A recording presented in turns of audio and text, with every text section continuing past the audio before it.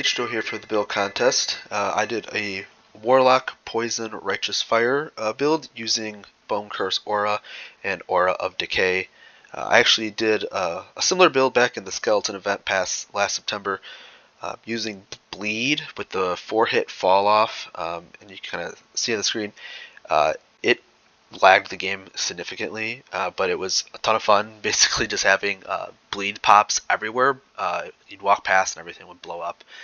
Um, the reason why, though, this became interesting is the set bonus for Zerrick is 20% less poison and necrotic damage taken for the 3-piece set, which actually helps keep up less damage taken in combination with some of the other Aura of Decay.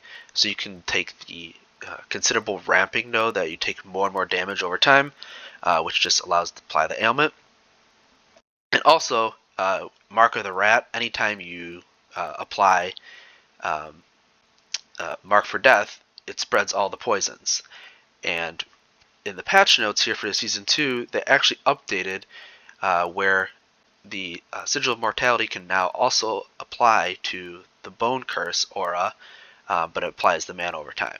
So this build actually is only possible because of whether this was a bug fix or they decided to make this an actual node here now.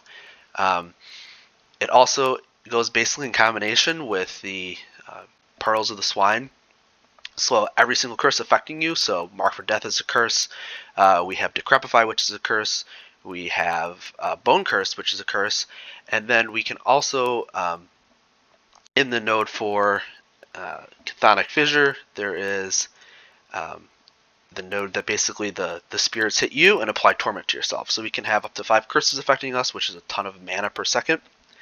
And not also in Chthonic Fissure, you can apply Acid Skin, and we don't care about that the crit, but Acid Skin is a poison damage over time. So we're basically applying an additional poison damage over time, along with our own poison damage.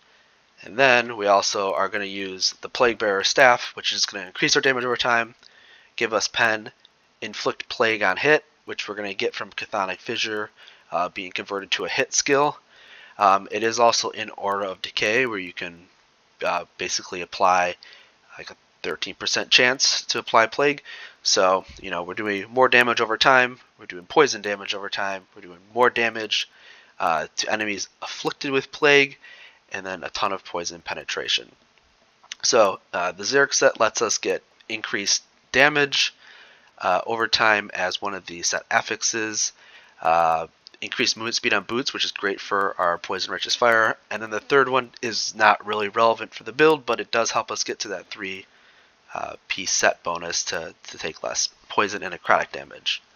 And the rest of the build uses low life to generate more ward for our Pearls of the Swine, and then a ton of idols and increased mana regeneration to maintain the Bone Curse and get our resistances capped.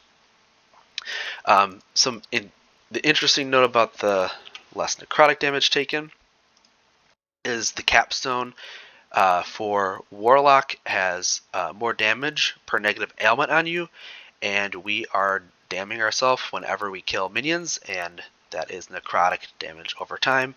So we're actually taking less damage over time from ourselves from this node, so we get the benefits of more damage, increased health, with really less downside from the poison damage from Aura of Decay, as well as the less damage over time from damning ourselves. The Warlock tree is basically a lot of just increased damage over time, allow us to get poison overload, defenses, mana regen. And then lastly, the Accursed Seer node has some really interesting interactions with Aura of Decay and Bone Curse. So whenever we're below 35% health, which is we're always below 35% health because we're low life, we basically can cleanse all of our curses on ourselves when we reach low life, or when we are low life, and Aura of Decay counts as taking damage. So every 5 seconds, we're going to cleanse all the curses, gain a bunch more ward. And the reason why that helps us out a lot is we can basically also use this on enemies, which is relevant because you can't reapply Mark for Death if an enemy already has Mark for Death. And the only way to spread our poisons, if we're standing against a tanky enemy, is to basically either walk out of the circle and come back after it falls off, like within a second, or this node, which actually will proc, it'll remove the curse and then we'll reapply it instantly, which will spread more poisons. So really, the Lich passives allow us to again just to do more damage because we're low life.